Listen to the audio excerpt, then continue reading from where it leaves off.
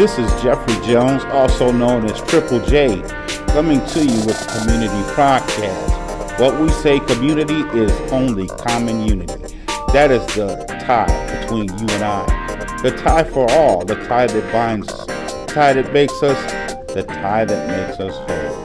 Thank you for being here with us for this common unity. Well, hello, guests. Once again, Common Unity Podcast is here to welcome you, and we do welcome you. We are glad that you are here with us today. We understand that you could be anywhere in the world doing anything that you choose to do at this present time. And for you to take the time and spend with us, I greatly appreciate it. Today, you're going to have a guest, and I know you've all had this in your lives.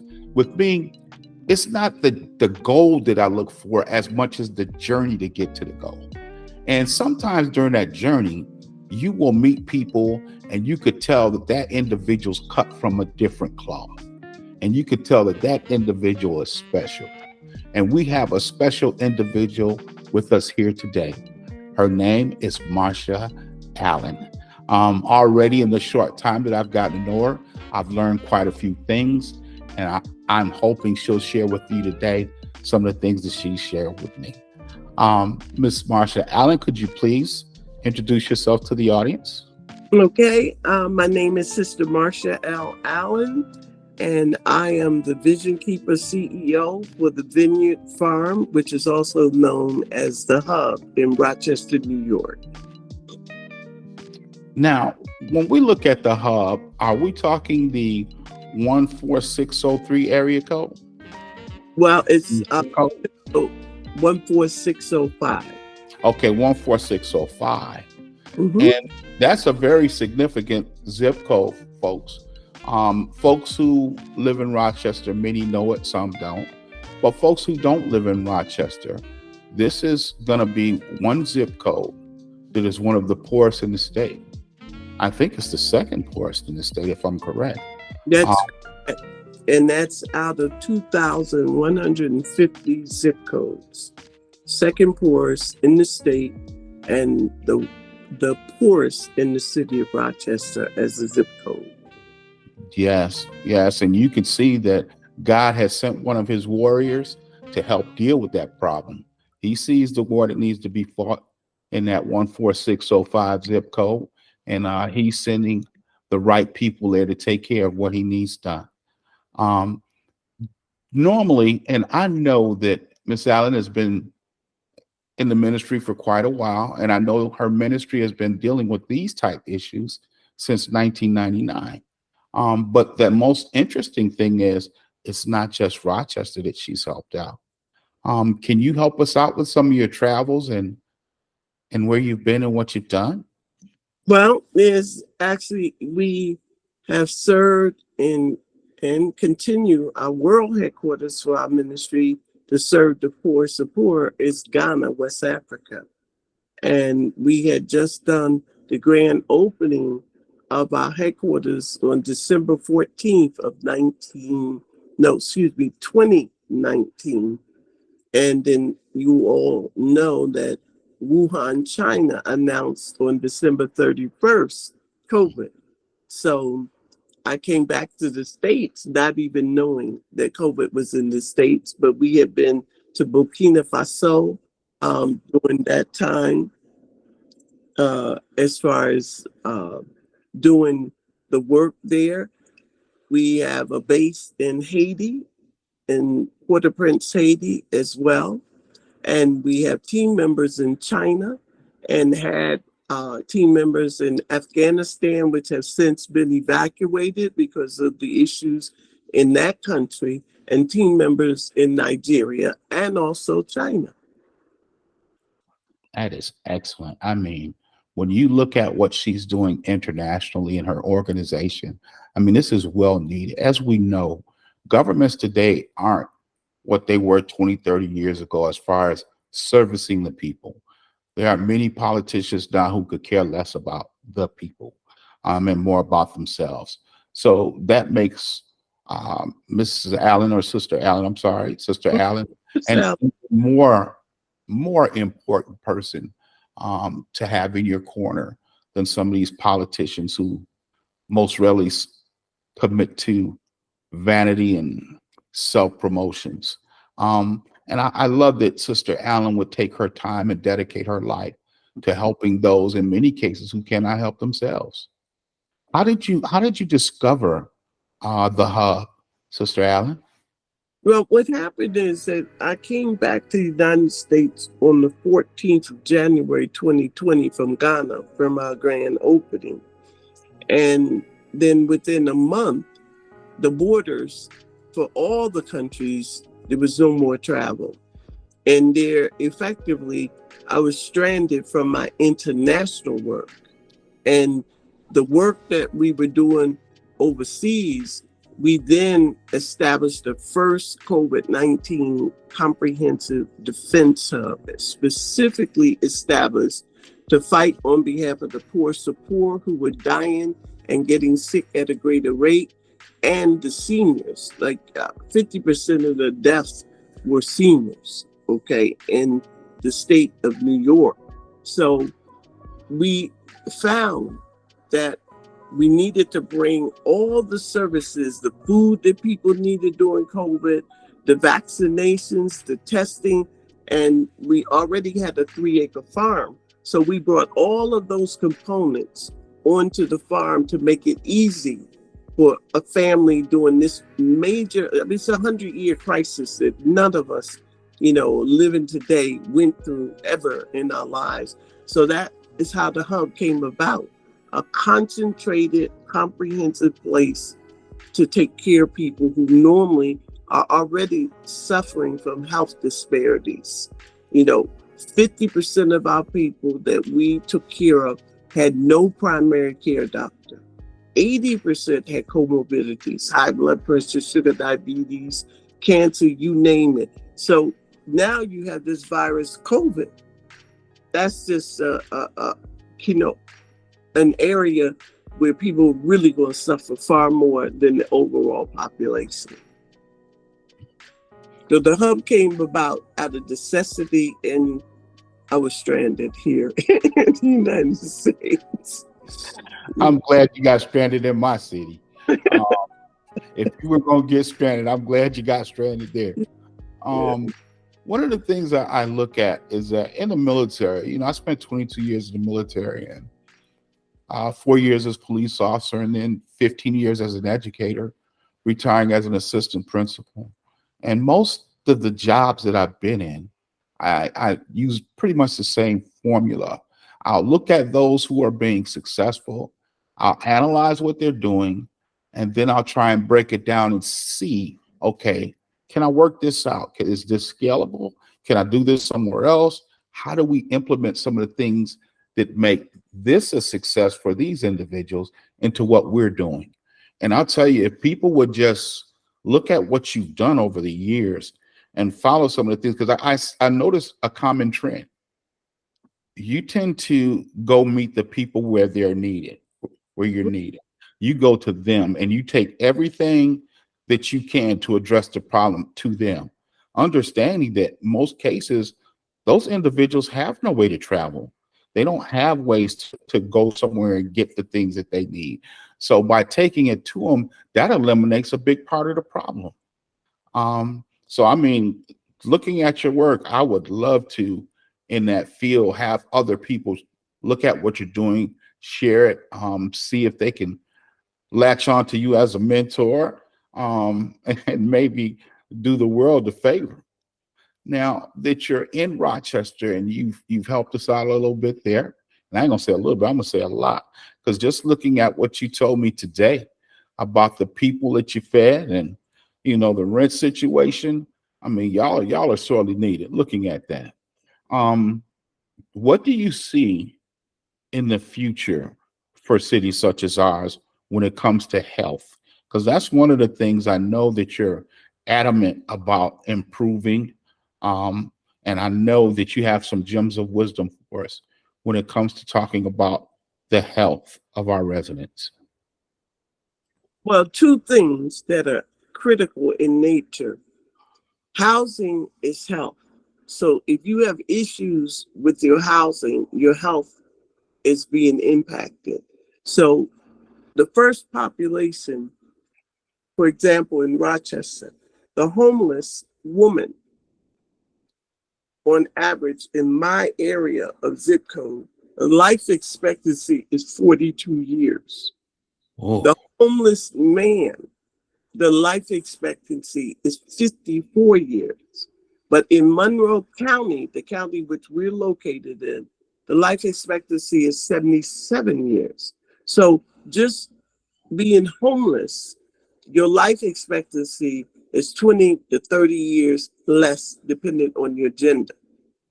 Now we go zip code by zip code all the way up to the affluent. In the state of New York, the life expectancy has gone down by 3 to 4 years. So your life expectancy is determined based on first, if you're housed, second, based on the zip code you live in. You can look at the data of death rates and life expectancy, and by your zip code, have a keen sense. So our focus as we come out of the focus on COVID, the infrastructure that we built is now going to be strategic, as you spoke about being mobile and starting at the vineyard where we're taking in 20, what we call chronically ill homeless people, and providing the service of wraparound services because we want to impact that life expectancy. And we would love to have we're in the Northeast quadrant of Rochester. We would love to work with other quadrants to do a similar thing for that population. Then we're going to work with the people who are in the illegal encampments to get their health in order and try to work a plan to bring them out rather than the principle of them being swept from one camp to another camp, because that doesn't solve any problems, okay? And then our next move is to deal with the seniors, because during COVID, there were 50% of the buildings that we have worked in, the seniors are scared to come out the building. wow. Then there's a digital divide where they don't know how to use a computer to make appointments. So just getting the attention they need. And then you know how cold Rochester is. So a whole bunch of people don't want to go out, young or old, and will miss certain things. So our focus now is how we're going to intercept, mitigate, and stop premature death that is happening. There are issues that we can solve, but we have to go to the people, and the schedule has to be different. It can't just be 9 to 5. It can't be just Monday through Friday. You to fight this problem, it's a 7-day, 24-hour to address for the most vulnerable populations. And that's what we were able to assemble so many people, and especially from overseas, because the medical teams I work with overseas, they stop because they're too tired to do anything else. That is wild. Um, I I started this season 2 segment off with a discussion on the fourth industrial revolution. And one of the things that I picked out of the fourth industrial revolution is the fact that the really smart people, and I'm not talking about just people who are in the know, but the smart people who deal with a lot of the money, they understand that one of the things that's going to happen is there will be a universal basic income. And they're going to put it off as long as they can, but it's going to come to it. Now, that universal basic income, I want people to understand, and that's why I'm stressing this again, because we talked about it in depth. I was talking to Sister Allen, and she was telling me about folks who were having to come up with this back rent. And I know if somebody asked me for back payments on my house for a year, I might be able to scramble and come up with it, but it would be an awful hard mountain to climb. And for folks who don't have the resources in the first place, that mountain's insurmountable. Can you share with us, Sister Allen, what's going on with that homeless situation with people being put out now that the moratorium's over? Well, there were 11,000 evictions that were stayed during COVID. I don't have the number in terms of foreclosures, okay? But for people who are renting, and when they lifted the moratorium, the stay on uh, the 11,000, that meant the courts could just go forward as quick as the landlords with their lawyers, and generally speaking, the tenants don't have lawyers. They're representing themselves. So it's we took in at Christmas time when the temperature dropped to like 14 below. We're not a shelter, so but we agreed to take in people because people were frostbitten, and so we've had 106 people stay with us over the last 8-9 months that were homeless. But when the stay was lifted, like within a month, 2 months, we had like 4 different senior citizens that were evicted because of back rent. And there was no way they could accumulate the lump sums that were needed. If you give a stay and your rent's $1,000 a month and you're scrambling because you're not at work or you got sick from COVID, whatever reason you couldn't pay, you don't have any money that you save. So when the stay gets lifted, you're homeless because you get evicted. You can't catch up unless you have someone that has resources they're prepared to give you. And most people, we're the poorest zip code in Rochester and the second poorest in the state. So that means that's going to be tough. So a lot of people are going to be in the street. It's going to be a tsunami once the courts, because now, the courts are not moving as fast because there's such a backlog.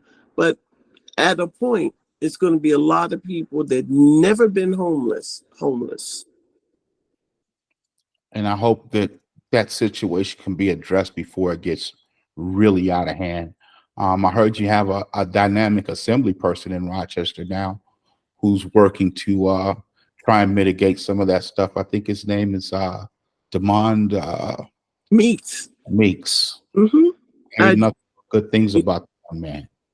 Yeah, he's been really pressing on the issue of we got to address the problem, because this is one of these problems. It's just not going to go away. You talk about human beings, couch surfing, grate surfing, park bench surfing, you name it, doorway surfing, trying to find their way out of heat, where there might be enough heat coming from a grate or a doorway where they can avoid the wind. These are conditions we took in on May 13th. We got a call about a man in a wheelchair, and he'd been in the doorway for a week. And when we went to take him food, we got there, he wasn't just in a wheelchair. He had one leg, and he had a motorized chair where his batteries were no good. So he had to stay where the city has the plug.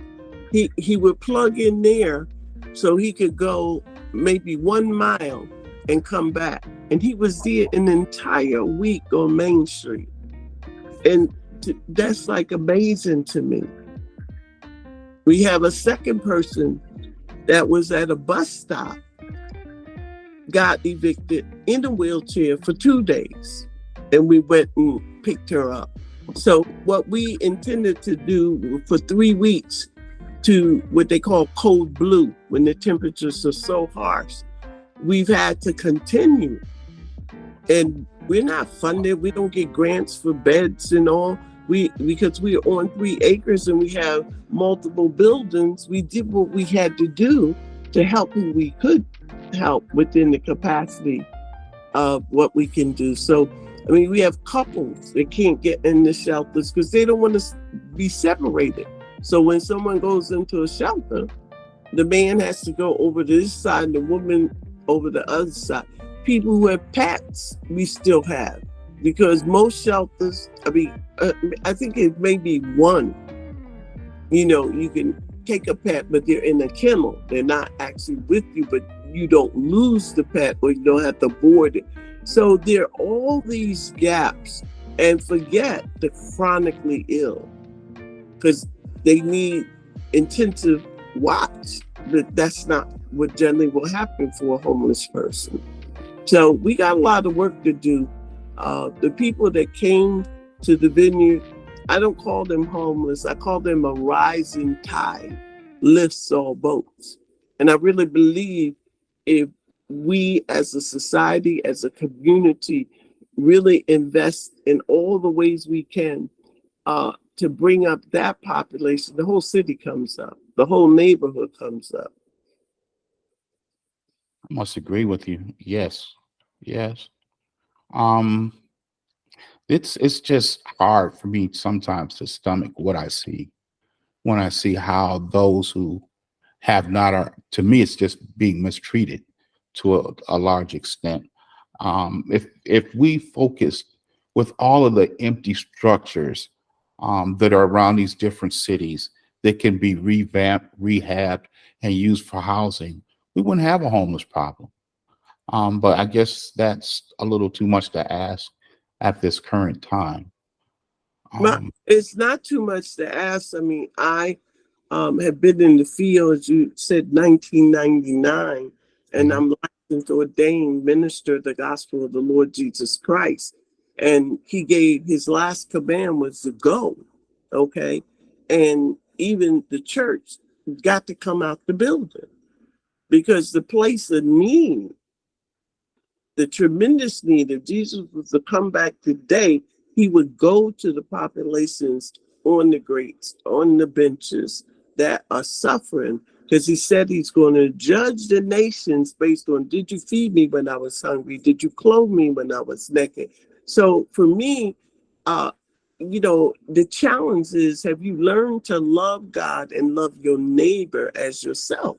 Is this only is happening because there's a lack of foundational love? I shouldn't have to belong to your tribe for you to be concerned about me. And what I mean by is your immediate family or the people that you decide you like, okay? We should be concerned about each other as human beings, no matter what. And the things that we can do, there's a lot you can do, and it doesn't have to be money. Time is money. Your skill set is money. There's so many. I mean, we need all kinds of volunteers to help us with what we're doing. But you have to have a will to want to make a difference. And, I pray every night at 10 o'clock for the United States of America as a watchman. And I pray all the time for God to deliver us from the most evil tribe. I call it the me, myself, and I tribe. And if we get set free from that, we can change some things. Your selfishness is a problem. Mm-hmm. Really is. I've lived in Korea. I've lived in Maine. Grew up in Rochester. And Rochester is one of the coldest places in the winter that you ever want to be. I mean, some days it's not fit for man nor beast.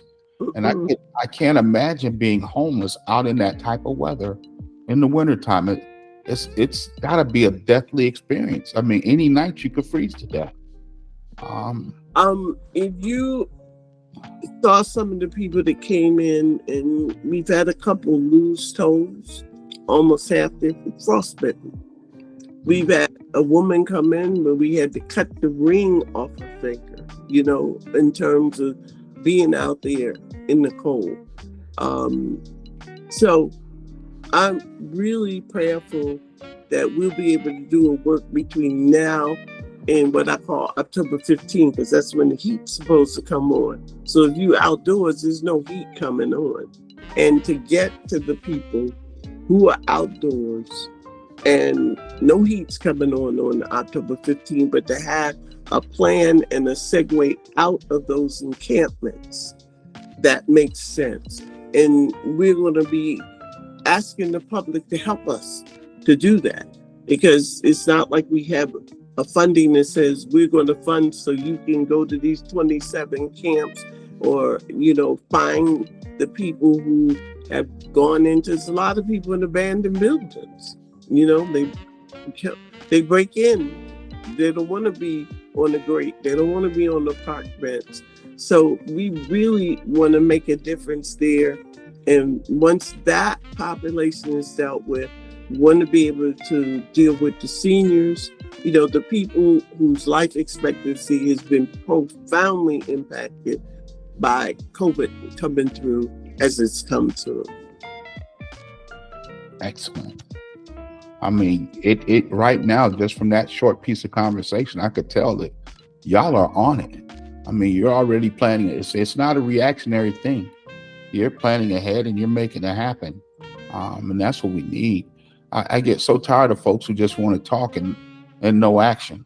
But yours, yours is exactly the opposite way around. And that's what we need. So thank you so very much for looking out for people. No, thank you for this opportunity. You know, I had been busy just doing the work, and in my prayer life, the Lord has said, you got to speak out more. You have to, you know, issue clarion calls. You have to warn people who say that their mission is to serve, to truly serve, you know, not just be speakers of things, but doers as well. And the word of God said, don't just be a hearer, but be a doer as well. So, you know, I'm on a mission from that standpoint, because this is not okay.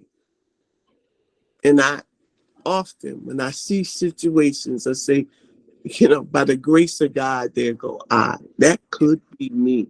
And I would want somebody to help me. And especially people with mental health problems, you know, that we need to really help them to get back to a place that they can reason and make basic decisions. People with drug addiction. I mean, we know how we deal with cancer. So when a person ends up with their body being controlled by a drug, it's a disease. And I Yeah. don't make an excuse for it, but there was a time I used to smoke cigarettes till I was 29, and boy, but that was the fight of my life. You know what I'm saying? And I hated it. Like, I didn't want to smoke, and I hated the smell of my clothes, and riding on the train where, you know, you have to sit in a certain section and what that smelled like. And so I could imagine, I never done drugs that, you know, are so addictive to the body, but the things people are prepared to do to get that drug, then we just have to have more compassion. And I know the challenges. I'm not naive, but any one of us, you know, I've seen people get injuries and they get put on painkillers. And next thing, the painkillers is controlling them. Yeah. Yeah. So we have some real issues in our society that really challenge, do we really love? You're 100% right. And I'll tell you, between nonviolent drug offenders and those people with mental issues that are not being treated properly, um, they're filling up the jails.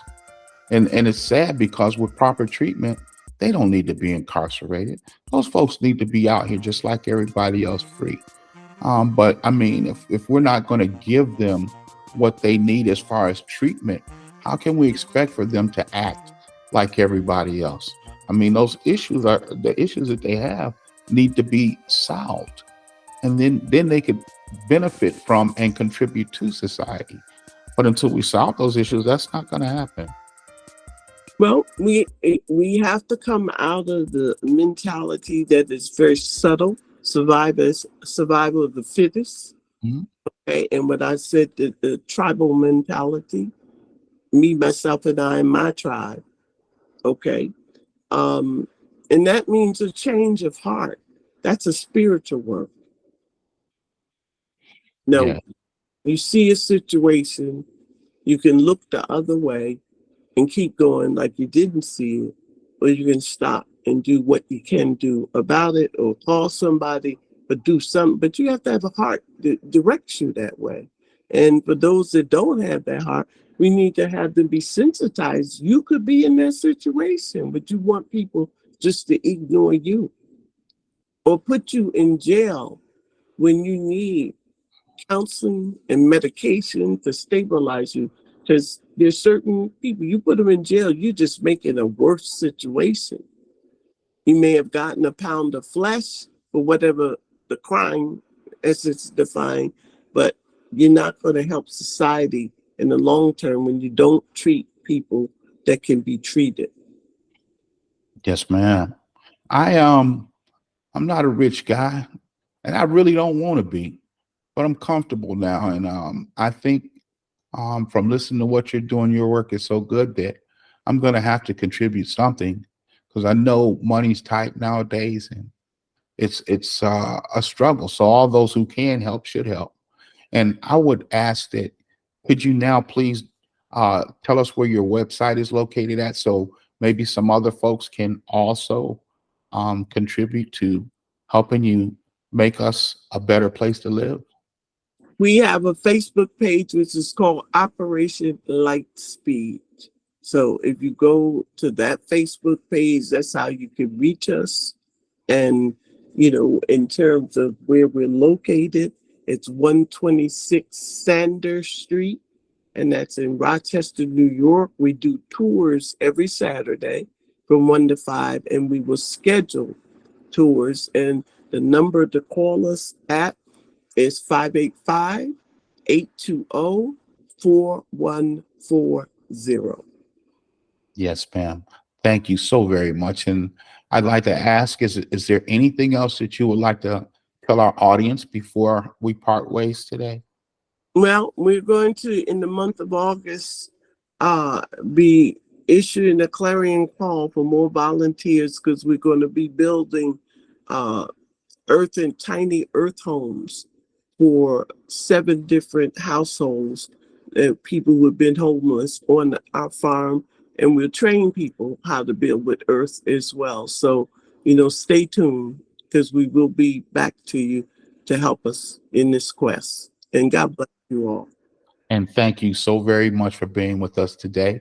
Um, Ladies and gentlemen, I'd like to say, as I did in the beginning, um, we know when we have somebody who's cut from a different cloth, someone who's very special, and we had the honor of sitting with her today, and I am so thankful.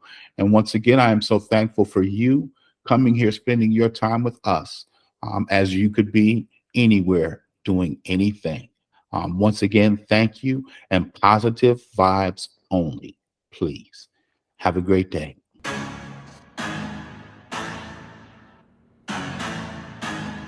Hello, everyone. This is Sandra Jones, co founder of Community Podcasts.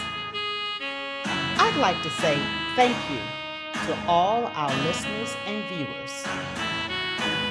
We're asking for positive vibes only. Thank you and have a